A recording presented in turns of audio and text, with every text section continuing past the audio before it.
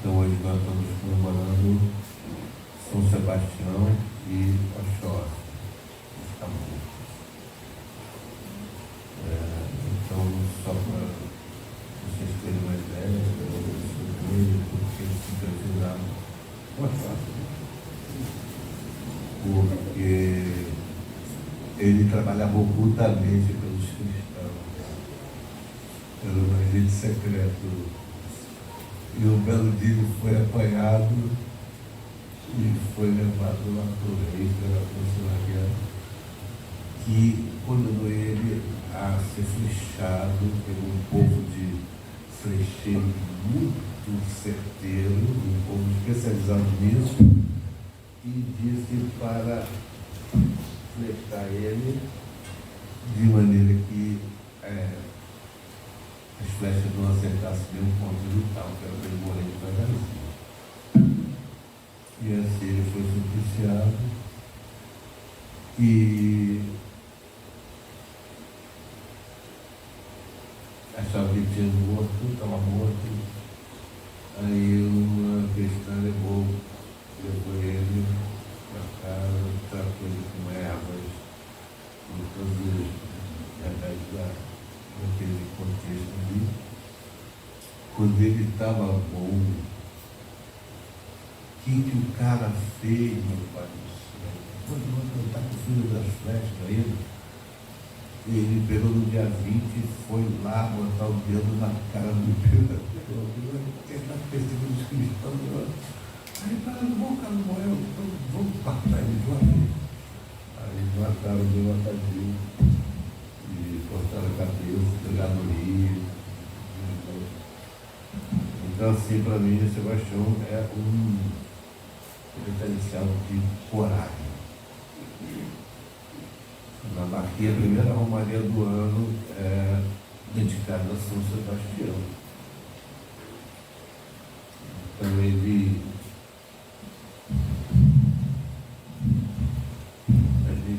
protege, tem a romaria aqui na Bahia, lá no, aqui não sei como é que é, o semana passado, lá em Rio Branco você toma todo dia, até o dia da festa de Santos, que vocês falam e tal.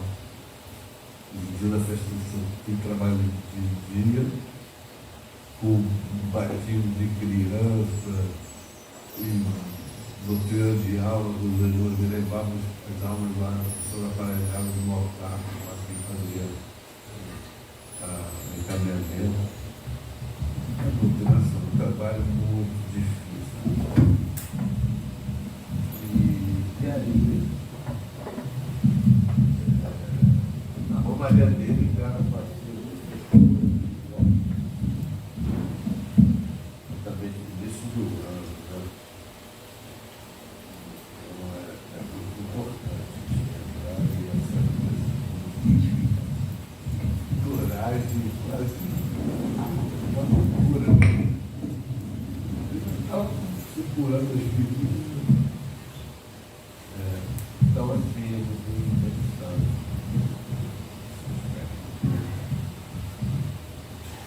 A gente comemora o santo na passagem, no Mahasamadhi dele. Então, o nome de nascimento ficou se tornando até o fim da vida. Todo o preparo espiritual que ele foi cultivando para chegar lá. Então, muito interessante essa coisa. Os muçulmanos, eles têm uma licença, por exemplo, para renegar sua fé se tiver uma situação de ajuda, sem problema, porque o cara para sobreviver, mas ele teve essa dignidade, essa firmeza até o final, sabendo, mas ele sabia o que aconteceu. Então é isso, gente. Só a oração da sua depois vai se dar do guerreiro espiritual. Então vou passar a palavra aqui para o Luiz e depois continuo. Sendo complementado, pessoal.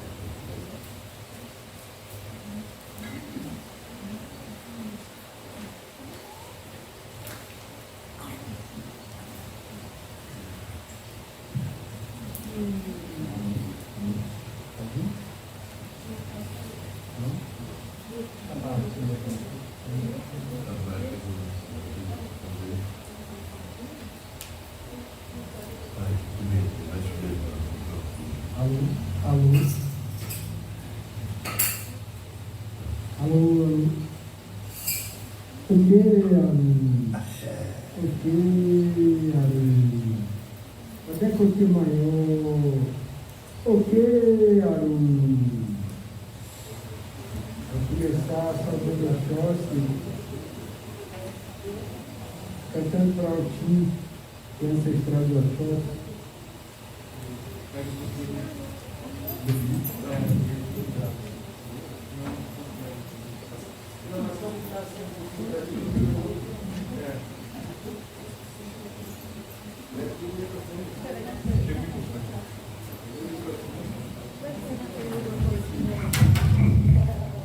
Alô?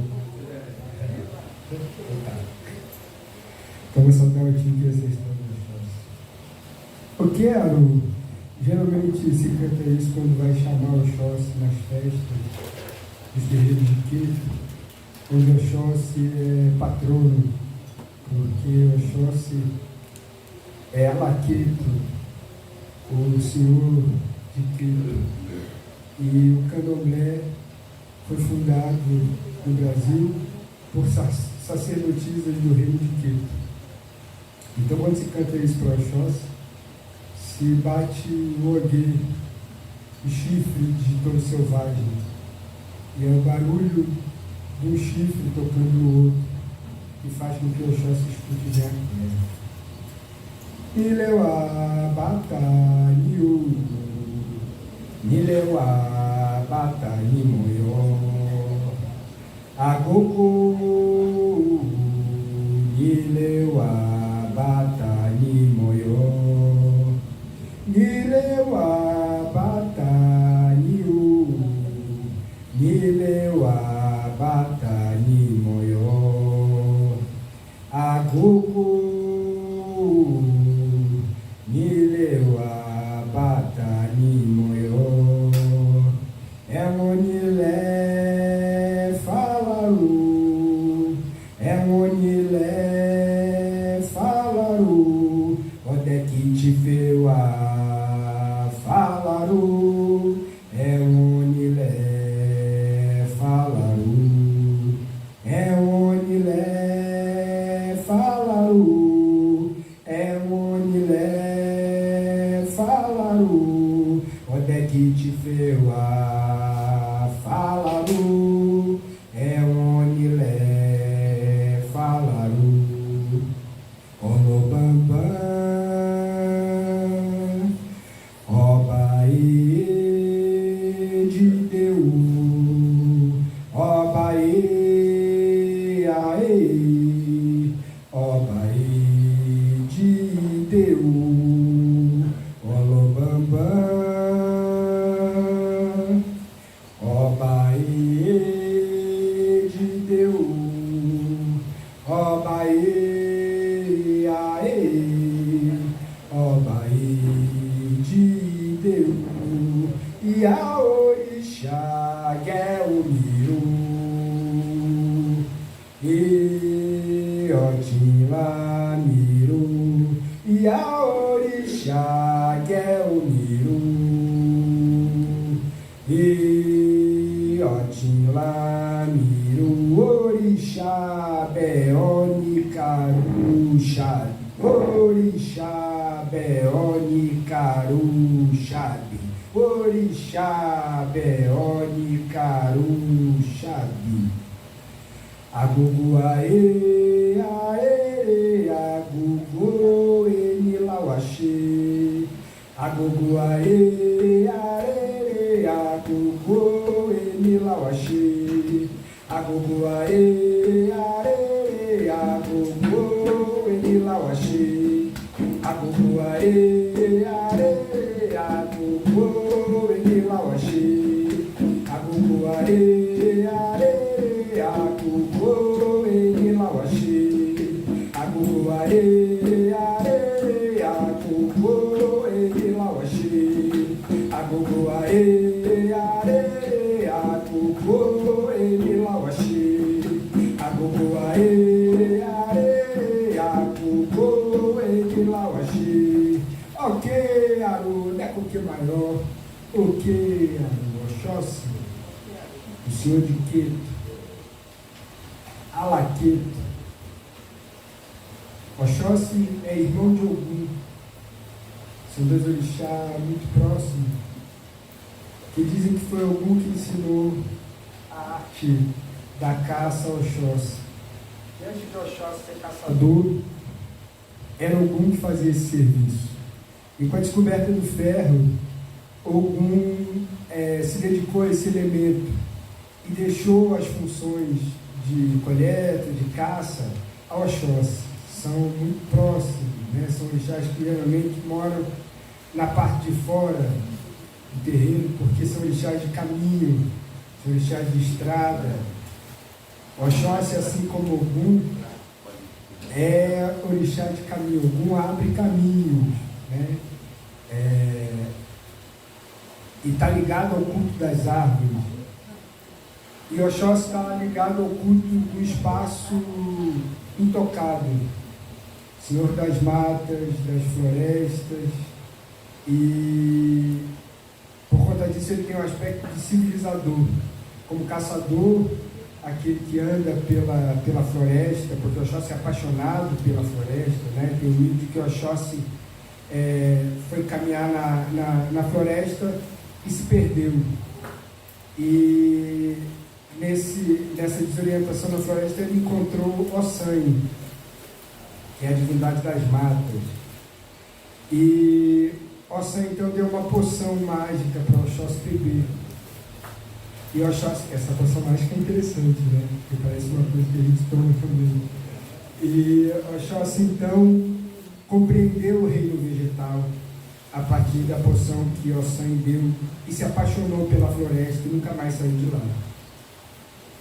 E é bonito porque isso também traz, né, a possibilidade de um amor homoafetivo de Oxóssi e Ossanho, né, de uma relação de profundo amor. Isso faz com que Oxóssi seja um conhecedor profundo da floresta e das medicinas que a floresta oferece. Então, Oxóssi, além de ter um aspecto de civilizador, ele também tem um aspecto medicinal. Ele é um médico, ele traz a cura, ele traz, né, todo o conhecimento dos remédios, das folhas. Ele é um grande conhecedor de folhas. E também tem um aspecto de guardião. Assim como Ogum toma conta do espaço, Oxóssi também toma conta do espaço. Oxóssi também é um guardião com a sua flecha, com o seu arco e flecha, né? É o Ofá, que é um dos elementos que Oxóssi carrega, um dos paramentos de Oxóssi. O Ofá, que é o arco e flecha de ferro, simboliza o domínio do homem sobre a natureza, né? Que não é um domínio, é uma comunhão, né? A compreensão profunda da natureza. E a flecha de Oxóssi, né, é a direção, a concentração, o foco. Oxóssi é o caçador, ele está ali concentrado à espera do animal. E do culto dos caçadores nasce, né, muitos rituais. Oxóssi é Ixexê também. Ixexê, ele está ligado à origem dos ancestrais, né, à origem do culto dos ancestrais. Assim como Ogum, Oxóssi tem como cor principal o azul. Em algumas casas, né, no Queto principalmente, a cor de Oxóssi é azul claro. Azul claro. Na Angola é verde. E troca também, né? No Queto, Ogum é verde ou azul marinho. Isso mostra uma relação profunda dos dois orixás. E para o candomblé, tanto o azul quanto o verde são derivações de preto, que está ligado ao mistério da vida, da morte da terra, da origem da terra, né? As três cores de fundamento do candomblé são o preto, o vermelho e o branco, né?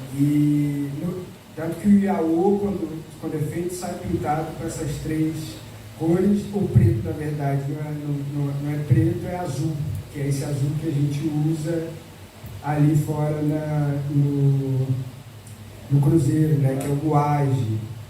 E eu tomei cargo de babaifu na casa que eu fui iniciado pela minha orixá, Jeremanjagui, fui eu lá. E ela me deu esse cargo para que eu pintasse Iaô. E aí, quando ela me deu o cargo, ela me explicou: o branco, que simboliza a criação, o elemento da criação genética de cada Oxalá, o vermelho, o sangue, e o azul. Eles fizeram azul, meu filho, porque eles já eram pretos, então eu já estava pintado de preto, porque não ia aparecer. Então eles fizeram azul. Engraçada a explicação dela, mas o azul é uma variação do preto. Então Oxóssi essa divindade, assim como Ogum, ligado ao mistério da terra. Por isso se saúda na roda de Otim Onile. Onile é o Senhor da terra. Conta no Candomblé, o Pedro vai falar melhor disso, assim, porque é conhecedor, né? Que quando os africanos chegaram aqui no Brasil e foram iniciar o culto, eles perguntaram a Onile, que é o Senhor da terra, quem era o dono dessa terra, quem comandava essa terra. E então quem respondeu foi Caboclo. E aí as senhoras do Candomblé começaram a cultuar Caboclo. Muitas incorporavam do Caboclo, mas era uma coisa meio escondida, assim, elas não falavam muito. Lá no Povão já tinha o Caboclo da Mãe Lepina, que foi a primeira Yalorixá, né, que sentou na cadeira do Povão, e era uma coisa assim escondidinha, né? Tinha um sentido, eu acho, né, de pureza do culto afro. Mas é bonito como a espiritualidade se impõe, né? Então, por exemplo, uma Regina de Bamboché e Almilolá, que era filha de Felisberto Bamboché, que foi a pessoa que ensinou o jogo de búzios no Brasil. O bisavô de Mãe Regina era o Bamboché Biticô, que foi um grande babalaô que trouxe, né, ajudou a fundar o Candomblé no Brasil.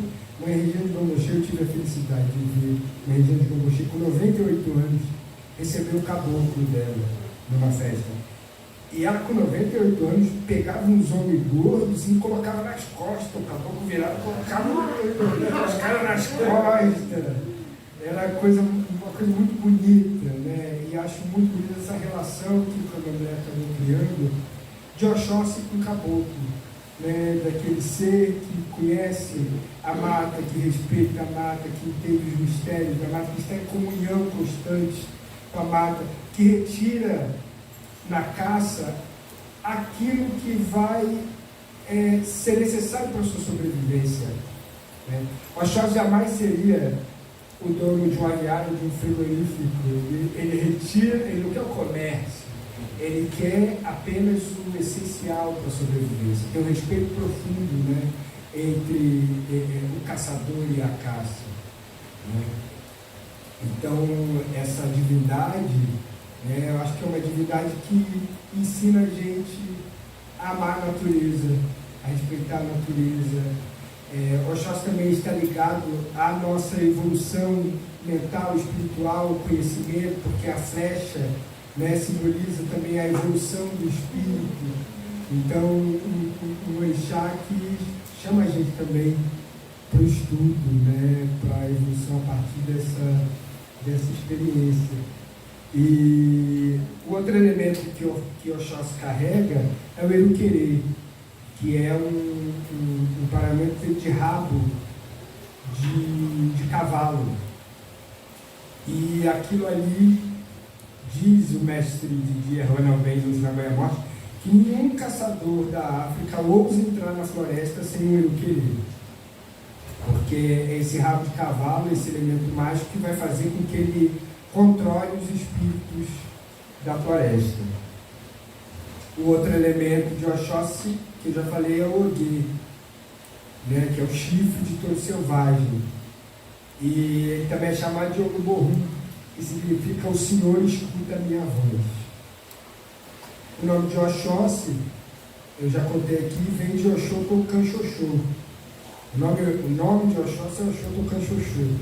Mas naquele mito conhecido que um pássaro feiticeiro assombrava Queto, aí o rei de Queto manda chamar vários caçadores para tentar matar o pássaro, e não consegue, vai o caçador de 20 flechas, não consegue matar o pássaro, vai o caçador de 19, né? Até que chega em Oxótocanxoxô que só tinha uma flecha.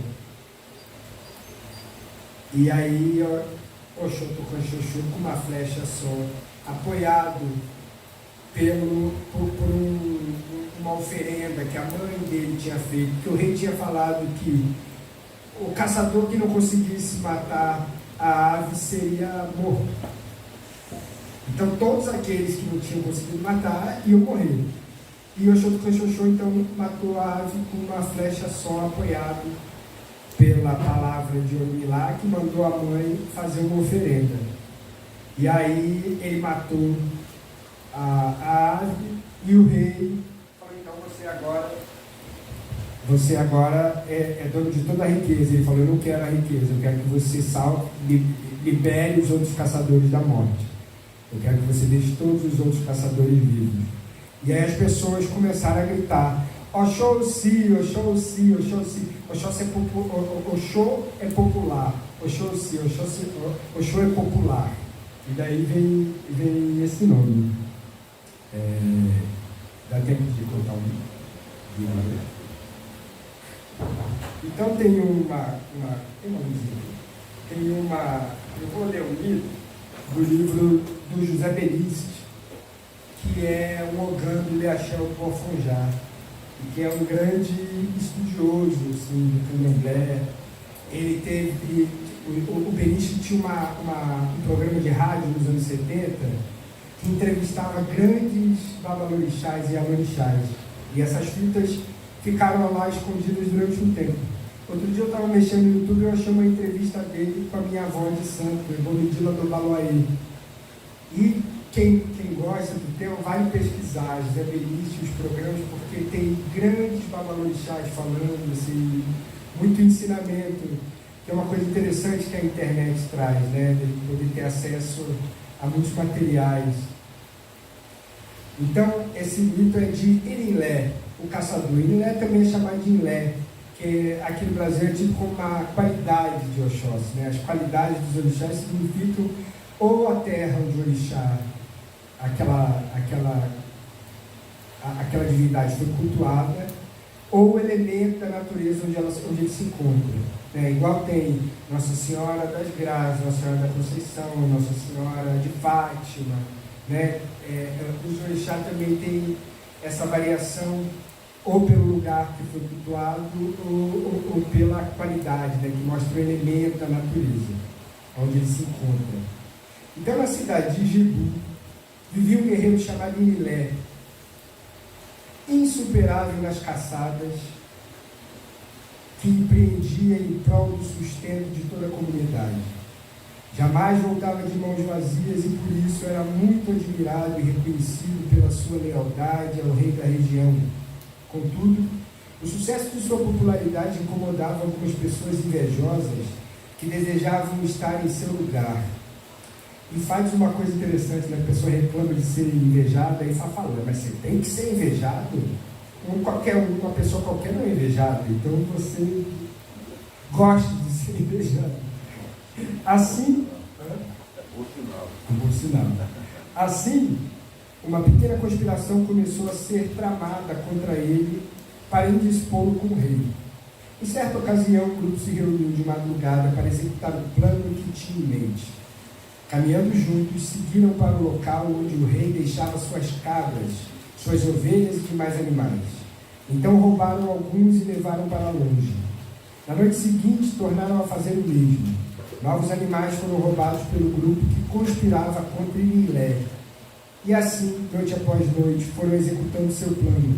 O Obá, o rei, começou a notar a falta de seus animais e passou a investigar, pedindo aquele que tivesse alguma informação a respeito que fosse procurá-lo para esclarecer a série de roubos que vinha ocorrendo. Diante disso, os homens que estavam conspirando contra Inilé foram até o Obá e declararam que o autor dos roubos era Inilé. E disseram mais que Inilé não era o grande caçador que o Obá julgava. Ele roubava os seus animais e depois ia à floresta e os matava, tirando as peles e oferecendo a carne para o povo. Era ele o grande culpado pelos roubos. O Obá tentou argumentar por conhecer Inilé, que só matava animais selvagens das florestas, mas eles ponderaram: ele rouba cabras e carneiros, tira as suas peles e depois chega dizendo que é carne de antílope, escondendo as peles. E concluíram: Inilé, o grande causador da redução de seus rebanhos e ovelhas, carneiros e cabras, é Inilé. Ouvindo aquilo, o Obá mandou chamar Inilé. Tendo Inilé se apresentado diante do Obá e de seus acusadores, ele ouviu tudo que lhe disseram a respeito da caça dos animais domésticos, considerando selvagens. Obá lhe perguntou: o que quer dizer em sua defesa? E ele lhe respondeu: eu não aceito essas acusações, pois ninguém veio até mim dizer que as carnes que eu lhes dava tinham gosto de carne de cabra ou de ovelha. Quantas vezes reparti meus alimentos com todos? Nunca ninguém reclamou o que recebia e nem disse que era carne do pasto do Obá. E finalizou dizendo: será que aqui não tem ninguém para me defender? Logo eu que tenho sido leal com todos? As pessoas que estavam presentes deram um passo à frente para testemunhar por Inilé. Disseram que já tinham visto Inilé chegar das matas inúmeras vezes com animais mortos pela lança. Eram antílopes e muita caça selvagem. E concluíram: Inilé é verdadeiramente um caçador de caça selvagem. O Obá ouviu aquilo, analisou tudo e disse a Inilé: você, de fato, tem a condição de caçador. Enquanto alguns dizem que você caça apenas animais selvagens, outros dizem que você rouba cabras e ovelhas. A balança está equilibrada. Assim, como posso dizer que você é inocente? Inilé respondeu: bem, depois de tudo isso, só vejo uma maneira de alguém falar por mim. Em seguida, foi até a sua casa e pegou todas as peles dos animais selvagens que havia caçado em suas diversas empreitadas, pediu a ajuda de seus amigos para carregá-las e voltaram ao palácio. Na frente de todos colocou suas peles no chão. Lá estavam peles de macaco, leopardos, antílopes e muitas outras. O Obá, vendo aquilo, disse: Inilé, essas peles falam por você. Volte para casa tranquilo. O assunto está encerrado e não mais falaremos nisto. Inilé foi para casa, mas não estava satisfeito. Pensou: a desconfiança vai persistir. Em face disso, nunca mais caçou em terras distantes, nunca mais sentou com seus amigos para comer, mantendo-se afastado de tudo. Realmente a decisão do Obá não lhe agradou, pois, se tornassem a desaparecer novos animais, todos voltariam a desconfiar de sua pessoa e a dúvida persistiria: Inilé caça realmente antílopes ou ovelhas? Com esse pensamento, deixou sua casa e se dirigiu para o rio próximo à cidade, onde costumava permanecer em meditação. Em seguida, entrou na água e as forças do rio receberam-no, tornando-o o orixá do rio. O povo de Jebu, ao tomar conhecimento do acontecido, foi para o rio pedir a volta de Inilé, mas tudo já estava consumado. Só restou ao povo dar o nome de Inilé ao rio. Em retribuição aos benefícios recebidos, o povo passou a fazer obrigações e oferendas em sua homenagem, exatamente no ponto em que o rio se tornava mais profundo. Assim, outro nome surgiu para consagrar a divindade: Inilé Ibualamo. Ibu é o ponto do rio mais profundo. E esse orixá, Ibualamo, Inilé, é o esposo de Oxum e Pondá, e é pai de Logum Edé. Mãe Irene, que era irmã de Mãe Regina de Bobochê, falava: Logum Edé bom Oxóssi é, né, que é a divindade criança, é o filho de Oxóssi, de Oxum. Mas Stella Decaiodê dizia: Logum Edé é o orixá menino que o orixá velho respeita. Então, Oxóssi está ligado também a essa outra divindade, que é Logum Edé, que também é cultuado junto de Oxóssi, que é 6 meses Oxum. Ele 6 meses se transforma em Oxum e 6 meses se transforma em Oxóssi, né? Mora com o pai e mora com a mãe, e nasce desse culto, desse orixá que se entrega ao rio. E tem um ditado que fala o seguinte, né? Ele não morreu, desapareceu na terra como convém a um orixá. Todos os orixás passam por esse momento, né? Se encantam num momento de grande emoção, num momento de grande paixão, que é a paixão da própria natureza, que é a natureza em fúria, né? A natureza se apaixona também. E o orixá se encanta justamente nesse momento.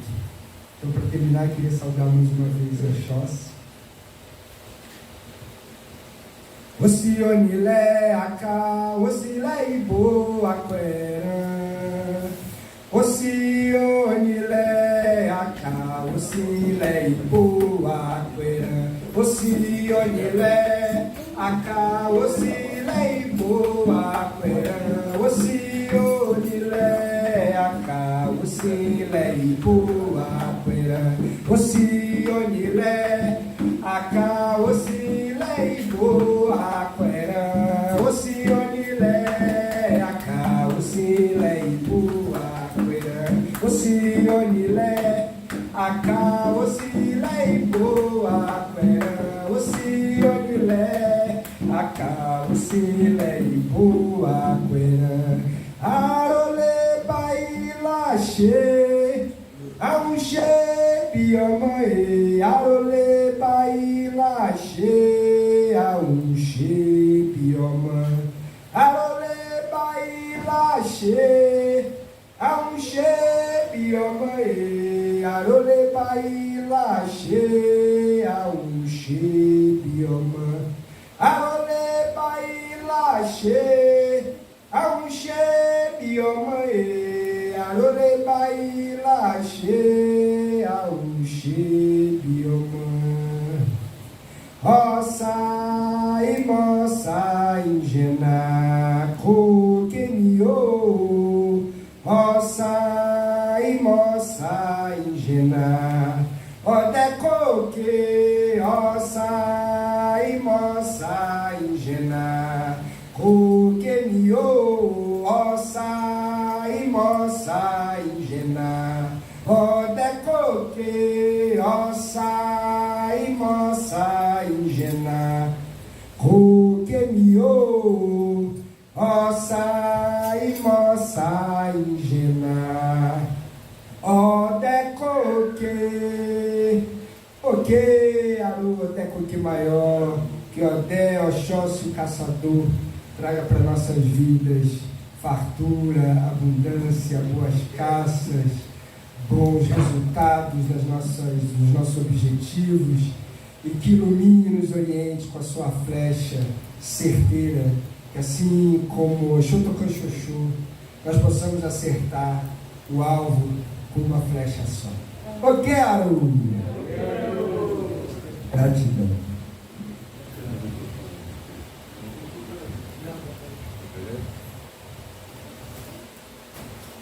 Que beleza, hein?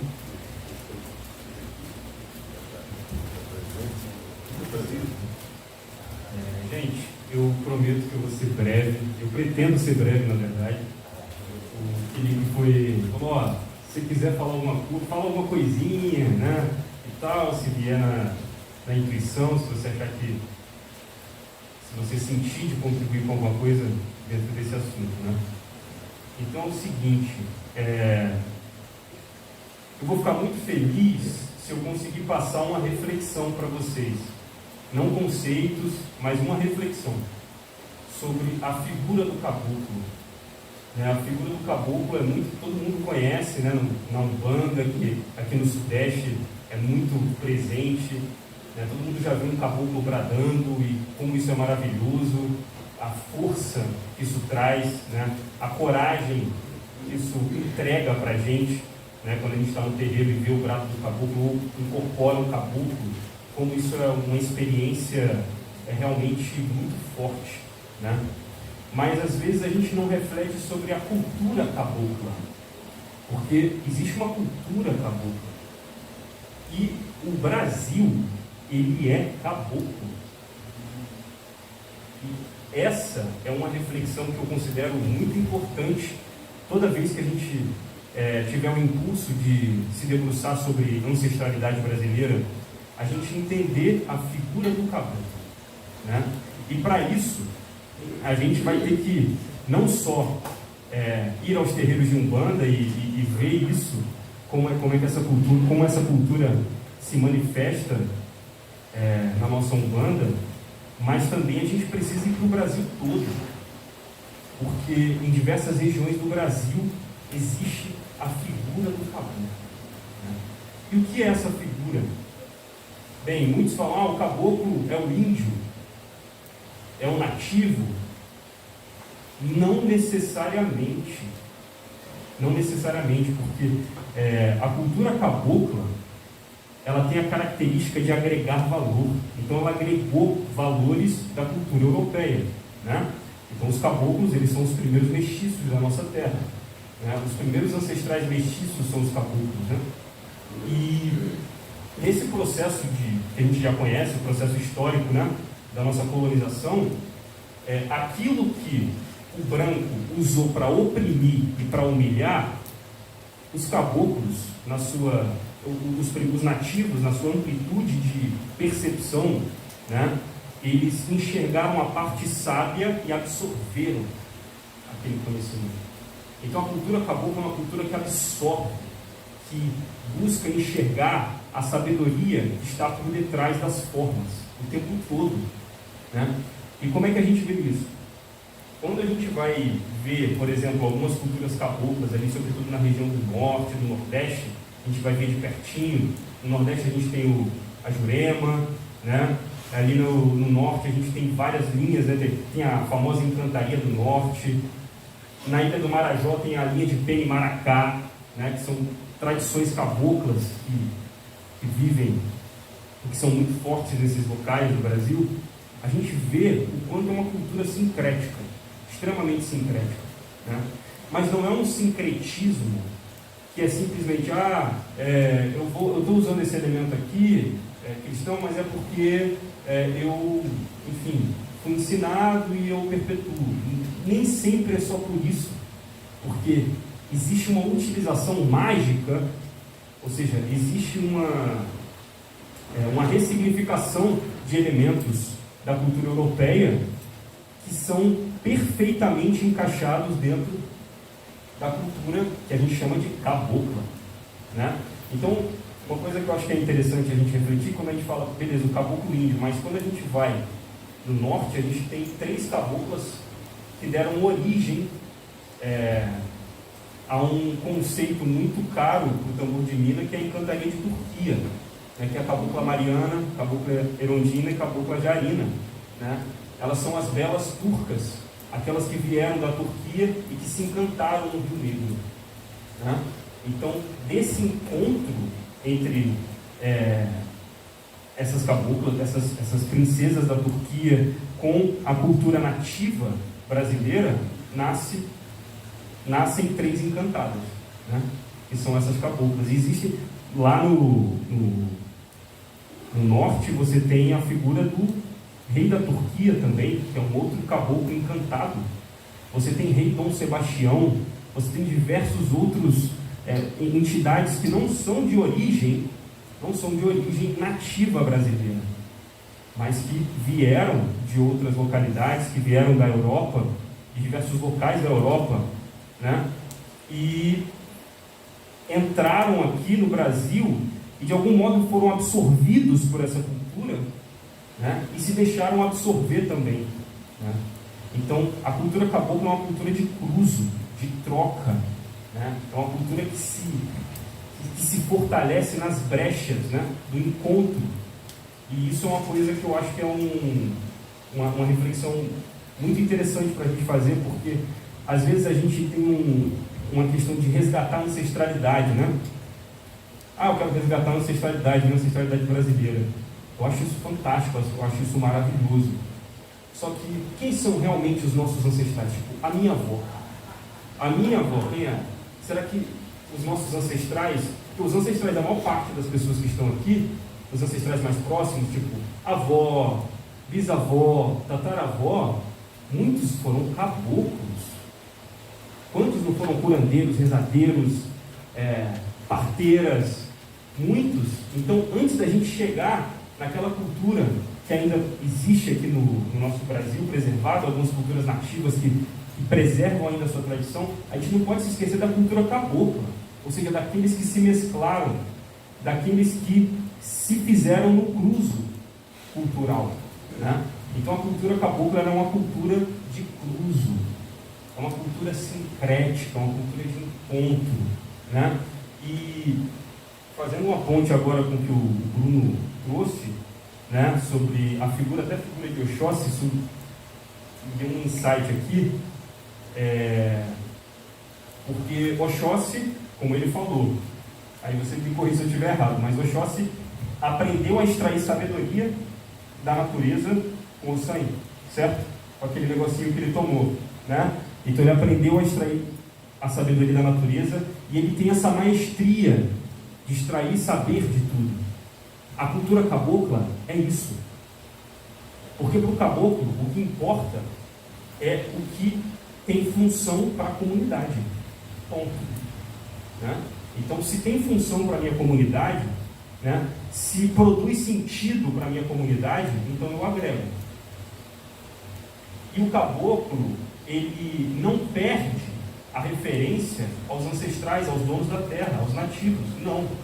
Ele continua honrando a ancestralidade nativa, mas ele também aceita o cruzo. Ele aceita a mescla, ele aceita a troca. Por quê? Porque a troca se fez, ela se impôs. Assim é. Assim foi. Né? Então, é muito importante a gente ter essa perspectiva, porque senão quando a gente quer se direcionar para a ancestralidade, às vezes brasileira, a gente esquece desses ancestrais mesclados, né? E eles precisam ser honrados na nossa memória, né? Eles precisam ser lembrados por nós, né? Então eu divido essa reflexão com vocês, uma reflexão bem espontânea sobre a importância da cultura cabocla por ser uma lógica sincrética, uma lógica de cruzo, de troca de saberes, né? Então isso é muito importante. Outra coisa é que muita gente pensa também, né? Os caboclos, se você vai por exemplo, na Jurema, a Jurema tem uma presença cristã muitíssimo forte. A Jurema sertaneja, ela tem uma presença absurda do cristianismo. Claro. Mas também não tem africano, não? Na Jurema? Estou perguntando. Sim, pouca influência africana na Jurema. As Juremas que depois começaram a se desenvolver, houve um processo na região do Nordeste, ali em Pernambuco, em Alagoas, né? Que foi um processo de entrada do candomblé, ou seja, houve muita mescla com o candomblé, e depois houve um processo de umbandização da Jurema, né? Então você vai muitas vezes em terreiros de Jurema lá no Nordeste, e você vê que é um terreiro de umbanda tal, mas aí toca Jurema. Então existem muitas casas que já são mescladas com o candomblé ou com a umbanda. E existem também casas mais reservadas, mais tradicionais, que preservam essa estética do primeiro encontro caboclo entre nativos que cultuavam a Jurema e degredados de Portugal, por exemplo, né? Essas casas que preservam essa primeira estética desse primeiro encontro, elas são mais raras, são mais silenciosas, né? Enfim, então a cultura cabocla, ela é uma cultura que vem desse encontro de saberes, né? E a gente precisa aprender a honrar isso, né? Aprender a respeitar isso e sair também de uma caixa, né? Porque às vezes a gente só olha o caboclo na Umbanda, que é uma coisa maravilhosa, que é o que a gente tem acesso, mas poxa, se a gente for para outras regiões do Brasil, como essa figura se manifesta? Né? Como é amplo? Como é amplo?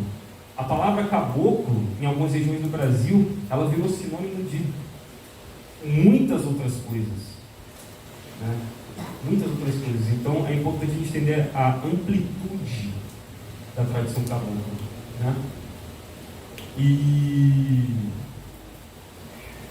é isso, essa capacidade.